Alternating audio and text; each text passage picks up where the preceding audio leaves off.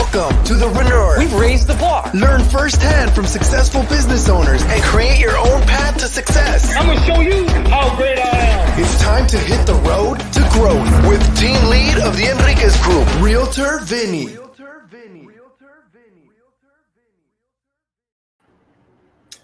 You Road to Growth listeners. Today we have Lucas Caneda. We had a little bit of technical difficulty, but I think we're good. We'll see. I mean, that's what you have to love when you go live. You never know what's going to happen, but you got to fight through it. Just like any kind of business owner, entrepreneur, right? You never know what's going to happen. You got to find the avenue of kind of going forward, right, Lucas? Yeah, totally. But yeah, I think we're having a bit of a connection issue, but I think we'll get through it. All right. Well, so you're a ex rugby player. Do you still play at all? Yeah, in fact, I'm still playing. Yeah. Okay, you're still playing, and you're basically the CEO of an incubator for called the UNIQORN. Not the CEO, one of the directors. One of the directors. The CEO is our funder. Okay. Work straight with him. So yeah. Okay.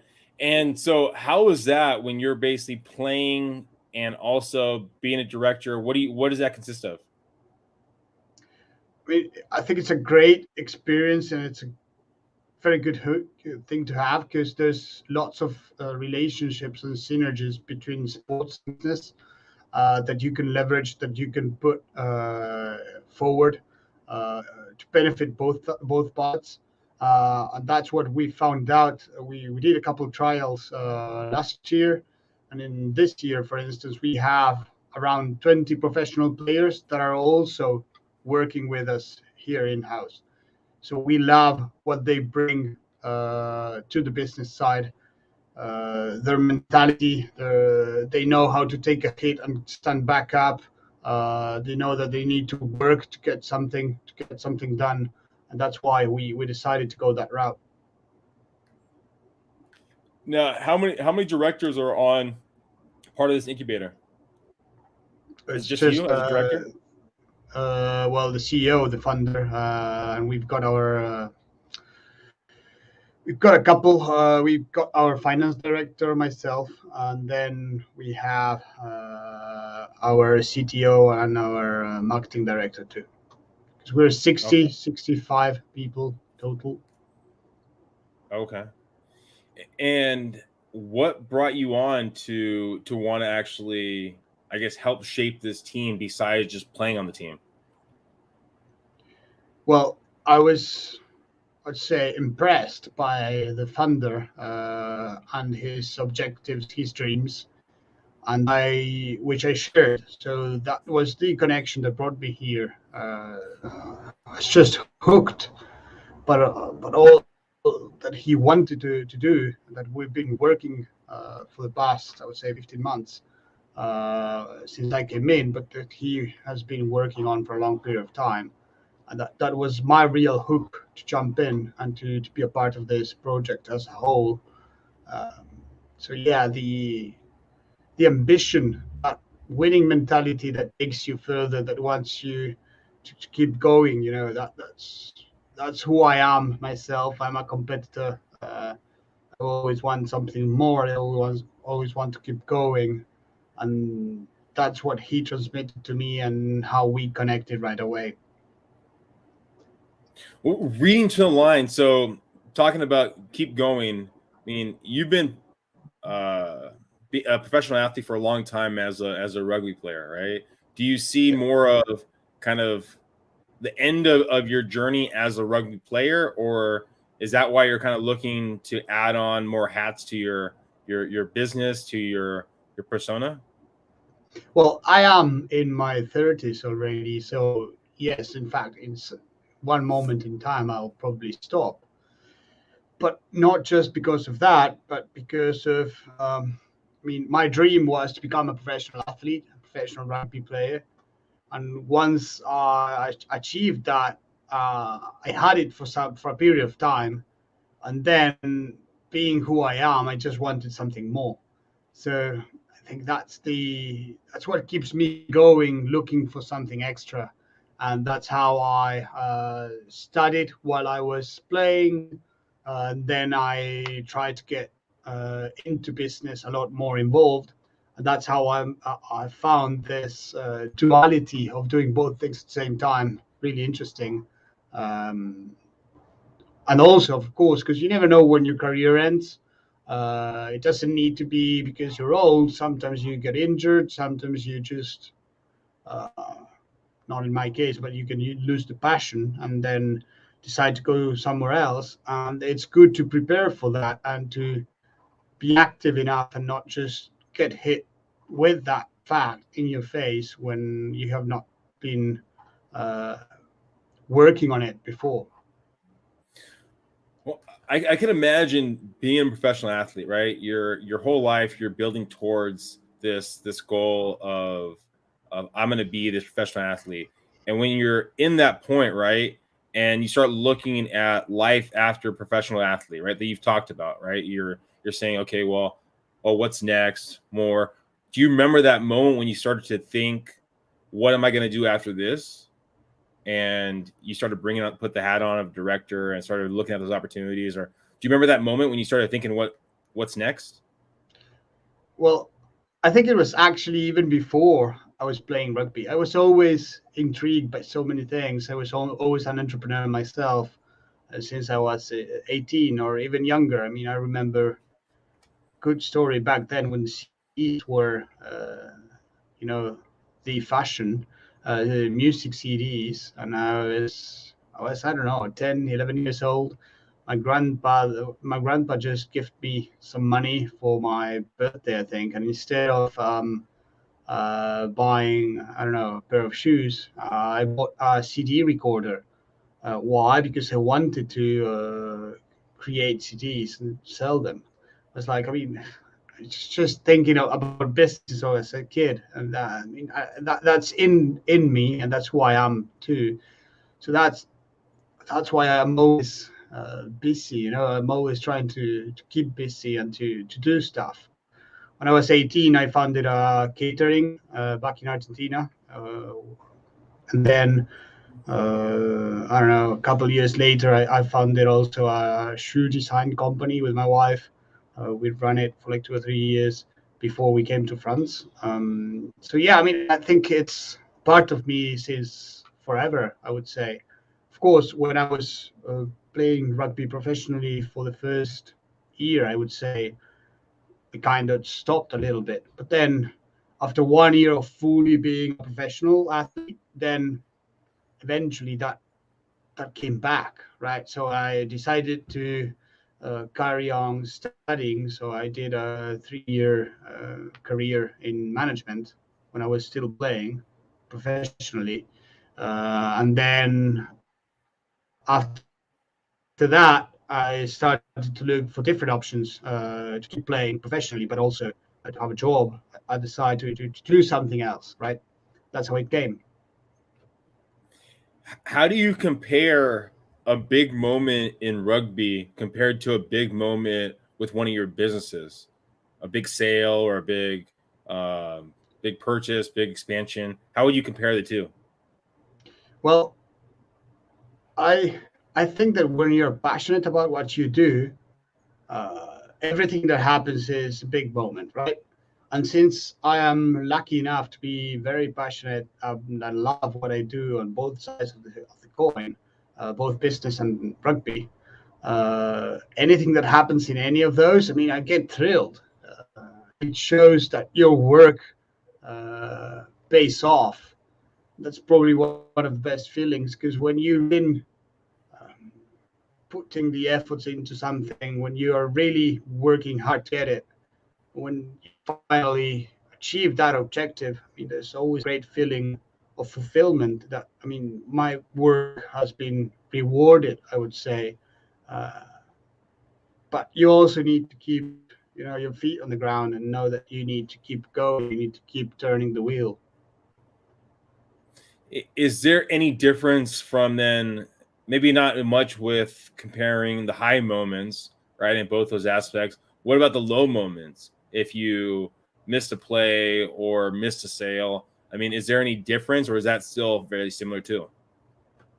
I think it's very similar. I mean, that's why being a sportsman and a business guy help so much, because there's so many connections between both. You can use experiences from both sides to help your decisions and to lower the risk in anything that you're doing.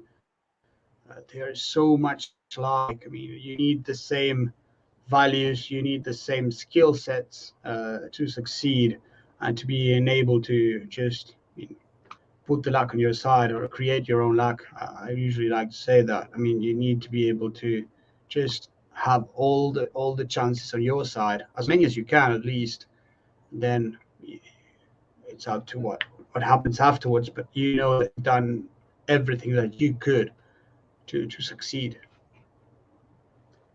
How would you define your day, right? Because I'm assuming there's a lot of training that goes on being a professional athlete, a lot of focus on your body, nutrition. How do you balance out business in that field compared to a business in your rugby field? What's a usual day for you like? Well, today is my no rugby day, so this is my day off. Rugby Thursdays. You usually get, for instance, Tuesdays and Wednesdays. We got like double sessions in the morning and in the afternoon. Work in the middle. So 2 big days, and then a day a little bit lower to recover before the games during the weekend. But I think that just disconnecting your mind from one to the other just helps both sides. I mean, when you spend so much time thinking about the same thing, eventually you'll break, or you'll just get overwhelmed easily. And just changing from one to the other and having to focus, it's not an easy task. Don't get me wrong, because sometimes, I mean, you go into the pitch and you're still thinking about what you need to work on, and then you suck at the pitch. So you need to be able to just disconnect, take that plug off, and then just focus on what you're doing. And then that makes you a lot more effective once you manage to control that, because you have X amount of time, you need to take the most advantage of it, and either at the office or at the field. And then just I've got, I don't know, 2 hours to train well today before I get back to the office. Okay, let's put all into this period of time. Let's make the most out of it and make it work. And then when you go back to the office again, the days are shorter because you've been training all day, so you need to be efficient and just solve problems as they get there, because that's what we need to do. Going back to the catering business that you talked about at a younger age, do you still run that business, or does your wife still run the business, or is that business still around? No, actually, we had to stop it once we came to France after like 7 or 8 years of having it, because it was just too much of a problem actually running it while we were 10,000 kilometers away. It's just not easy. I mean, not feasible. With the time difference here from France to Argentina, sometimes there's like 5-hour difference. That makes it too hard. And we had other stuff going. So yeah, we just focused on the next thing. You need to be able to, in every business, you need to be able when to say stop to something that's just not working right. So when that point in time came, we took, I would say, the cold decision, because of course it's kind of your baby since I was 18 running that company. But I'd rather just say, hey, this is the time to stop. Let's focus on the next thing. It's a lot more healthy and a lot more productive. How was that transition period to stopping? Was it very quick? Did it take a little while to transition out of it? I mean, like you said, it was your baby that you've had for 7 some years. What was that transition like? We just, I don't think there's a need to keep trying when it just doesn't work. If you're certain that there's no future in that sense, it's better just to stop in one go you can certainly take back whenever that you see fit. But if the moment's not right today, there's no reason to keep going for nothing. So we just cut it off for good at once. And then you talked about a shoe design company. Is that something that you still have? No, it kind of went the same way when we came to France, but in that case, we did try to manage at a distance. It was just in the amount of work that we were doing was not productive enough. I mean, it was too much work for no return, basically. So it was not a good investment. And I usually try to measure things as, in ROI, investment, productivity, time. So it was just at the end of the day a waste of time. So even though we tried, because we thought that it could be done and it could have been productive, we tried for like 1 year, 1 year and a half, I think, when we came, and then we just stopped because it made no sense. Now, it seems, pretty straightforward, right? There's not enough return on your investment, so I'm just going to stop doing it, right? Yet, anyone that's ran a business or had an idea, there's a lot of back and forth, especially when you're talking about if it's you and your wife and your business partners together. Is it mutually understanding who's basically running that meeting, who's having the conversation? Like, walk us through it as much as possible. Is there, any kind of fight, especially, for your wife saying that I want to make this happen or anything like that? Not really, as long as you manage to separate a little bit feelings from actual business. And that's what, most of the entrepreneurs fail to do, that separation. And one of the biggest failures is just, trying to keep going with something that doesn't work, or something that's not fulfilling any purpose. Or again, if you are running a business but you're not selling anything, well, at the end of the day, you'll go bankrupt. No matter how much money you put in, eventually you need to stop. And it's better to just stop when the time's right instead of just keep wasting money and keep wasting time. We work with lots of startups, and we usually that's what we tell them. And also, one of the things that you need to know whenever you are an entrepreneur or whenever you are running a business is that there's a lot of risk. Of course, we do as much as we can to lower that risk, but the risk, it always exists, especially in startups. The risk is good, it's big. So we need to be able to face that risk and accept it. Whenever we fail, we just go to the next. So was the catering company, you said that was profitable though, right? Yeah, while we were in Argentina. Yeah, okay. Yeah, and then you moved to France, right, for rugby, correct? Yep. Okay. Do you think, if it was a different point in your career, that there would have been any kind of pool of staying in Argentina and not moving to France to grow the catering business to even bigger? Or do you think because you were in your prime, right? Or you're basically in your prime, it was kind of easy choice to pick rugby over kind of cultivating that business? Or am I reading too much into it? No, the way I see it is a bit different. I had a dream, so it was pretty easy. My dream was to become a rugby player. And I know it sounds a little bit cliche, but follow your dreams. You always have time to do something else, or to come back. But I don't regret anything in that sense. I wanted to become a professional rugby player. There's always things that you need to let off, and you can't. It's very hard to have everything at the same time. So there's always a choice to make. You just try to, sometimes without the knowledge, because you just don't know what will happen, but you need to take a pick. So in that moment, my choice was pretty easy because I knew I wanted to become a professional rugby player, and that's why I came here. And I knew I had to sacrifice. Well, I don't think of it as a sacrifice because for me, it was just the way I wanted to go. So it was not a sacrifice at all. It was just a choice of moving off and coming here. Of course, leaving family and friends behind, which is always hard.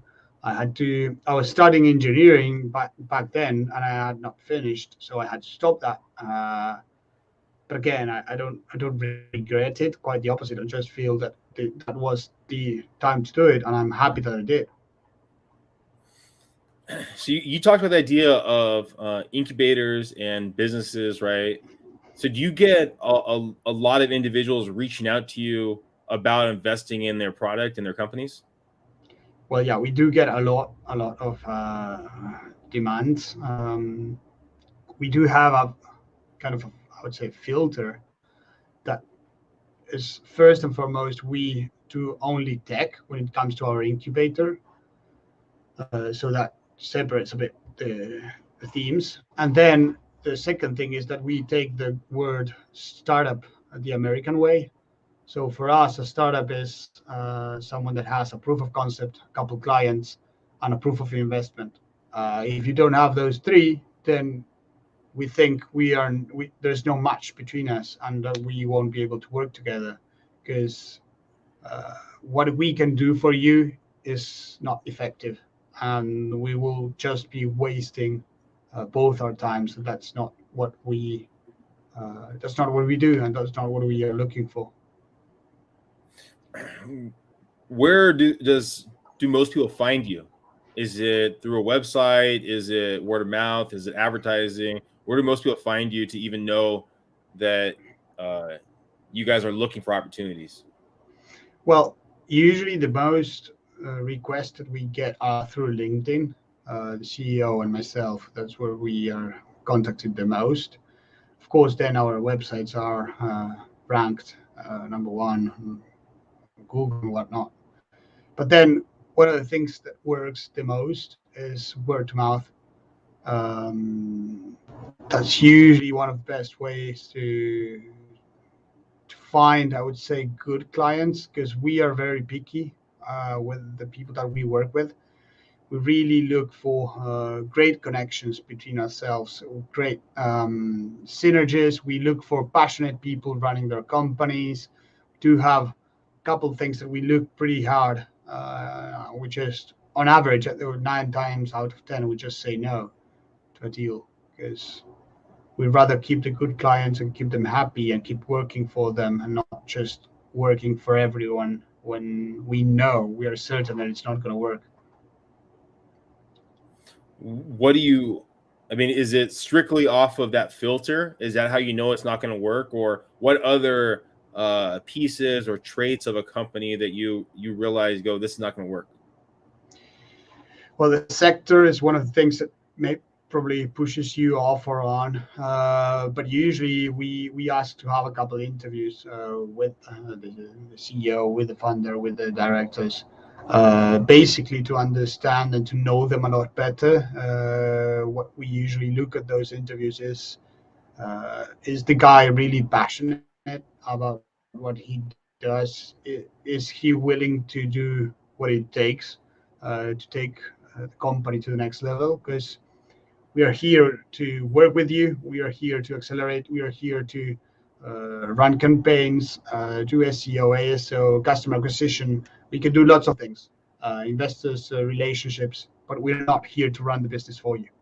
So at the end of the day, if you're not willing to do that yourself, then nobody's going to do it for you.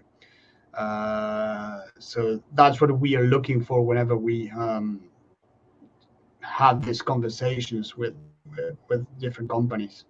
And then also one of the things that we usually tell the people that come to us is make yourself a good question. Is your startup fixing a problem, or is it just creating a new one? that usually filters a lot of the companies out of our selection, I would say. Do you have a set goal of how many companies you want to invest in on a monthly, yearly, weekly basis? No, not at all. I mean, No. we treat things a little bit different. So every client of our own is treated in a personalized, customized way. So the people that we work with, and I'd like to make an explanation there. We do work with our incubator, but we also run campaigns of digital marketing for clients all over the world, even public companies. In fact, most of our clients come from that sector. I lost what I wanted to say. I'm sorry, but that went well. Right. Yeah. So I think what I was trying my point is that we do this in a one-to-one basis. We don't offer people like a package. So this is what you get to work with us, which many incubators do.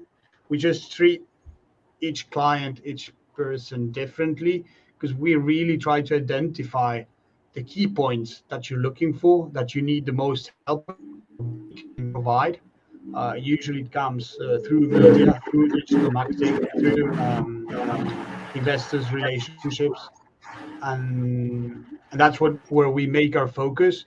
And again, it all comes back to how can we add value to what you're currently doing to make you grow quicker, to make you get your objectives in a shorter period of time. You've talked about it a couple times of separating emotions from basically business, separating emotions from even the people that are coming on, the incubators, and they're the ones that are driving the ship. You're going to guide them, right? So kind of separating those different emotions, separating what your job is compared to what the owner's job is. How, if like, let's say you bring on a company, right, and you see they're doing something, in your opinion, wrong, and it's not working out, how involved do you get in that point? Or does it become, we need to walk away? Is it a conversation with the owner? I mean, what happens in those kind of situations where you feel like you made a good investment, yet maybe 6 months, a year into it, you're realizing that what they're doing doesn't seem like it's working?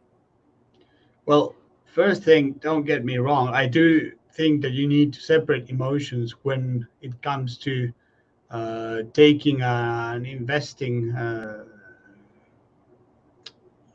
If you try to do an investment, you need to separate emotions from the actual facts, right? Yeah. But not as a business. As a business, emotions drive you.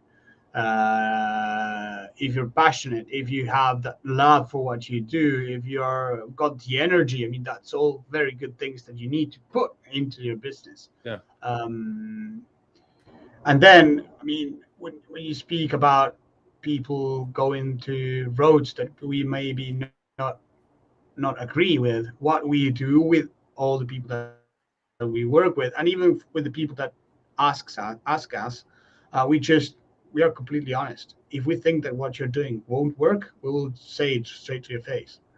Some people don't like that, I understand, but usually the people that do are the people that are worth a shot.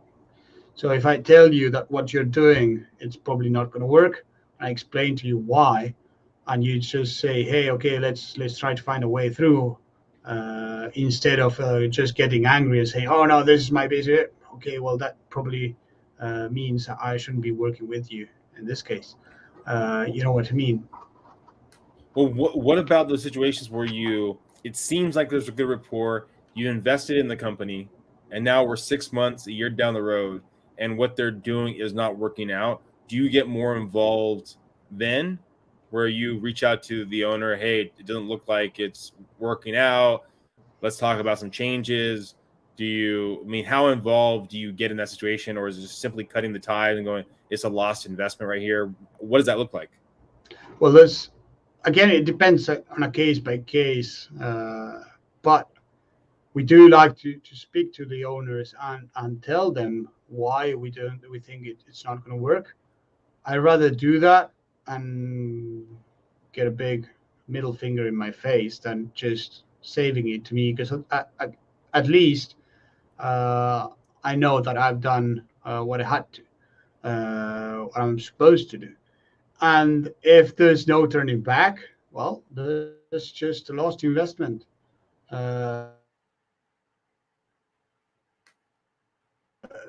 If you see the numbers, I mean, many startups fail. How do you and If I you're mean not something that we willing really to take that sorry. risk, you're The connection's getting a little probably fuzzy. in the wrong space. Connection getting a little fuzzy. I mean, something that we really haven't dived deeper in, maybe this is something that we can kind of finish off because I think we're losing a little bit of connection, is you talked about failure. I mean, many entrepreneurs fail, businesses fail. I mean, how do you deal with the failure, be it as a rugby player, deal as an entrepreneur? I mean, how do you deal with failure and still have confidence in what you're doing to maybe build another business or make another play? How do you deal with that?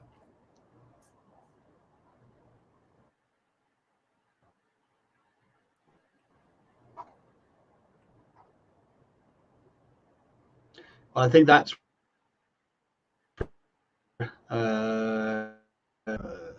taught me a lot of things. We are faced to failure. It's always someone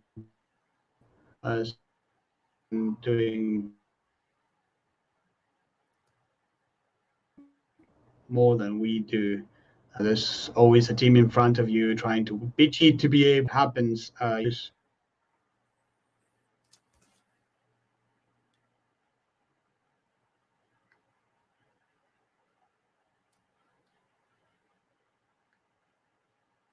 Well, that again, the connection was kind of falling off a little bit.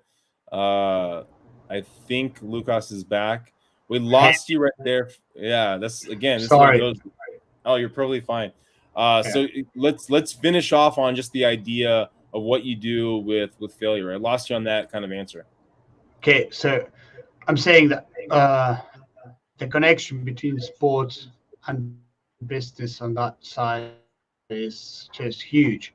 So I think that I've been through failure a lot on the rugby side, and that creates, I would say, a mentality that helps you overcome difficulties because you've been facing them ever since. There's always a team trying to beat you in front of you. There's always someone that's probably better than you trying to take your place. You can face injuries. You never know what that happens, and you never know if you're coming back. I mean, I had a couple of those in my career, but I've learned from them that there's always a mentality that can take you a step further, that can put you on a whole different level, and it's probably on in your head. I would say if you have that winning mentality, which some people think it might be a bad thing, I just love it. I think having that will to always win just pushes you further down the line, and you're willing to do what it takes to get there. And that's why I think it's so important, and just having that focus, so that objective in mind, that can just push you through the bad moments, make you think about what you want to achieve, where you want to go, instead of just trolling with what happened and not getting anywhere. Is it a confidence that you can do it, or is it just I have to do it because I have to win? No, it's more I want to win. It's not I have to win, because Okay. that doesn't work. If you have to win, then it's No, it just doesn't work. And it's even more than I want to win. I need to win. But that's probably who I am. And I need to win at no matter what I do. If I'm playing cards with you, I need to win. Because that's who I am. And that just, I mean, it makes me want more and more every single time. Of course, at one moment in time, you need to know where to stop. But I remember playing games back home with my family there. And if we lost a game, they wouldn't even say hi to me because they knew I wouldn't even talk to them. Why? Because I was just so focused on what happened, why did we lose, what can we do to get better. This can't happen. We need to. So trying to fix the problems. After the game, just reliving the game in your head 1,000 times if you must to understand what happened, to understand what went wrong, to see what you can fix. What's that extra percentage that you can put for next game, for next training? What do we need to fix? Usually that's the question. What do we need to fix? And that comes back to business. And at the end of the day, that's what I would say life is, because you face challenges every day. There's difficulties every day, and then you just need to overcome them and get stronger, be a better person. So just be. Well, we'll finish it off with that. Thank you, Lucas, for being here. Hopefully, everyone listening got some great nuggets. I mean, focus on what you're looking to accomplish. If you don't get that the first time, I mean, see what you can learn from it, see how you can get better, see what you can do a little bit different.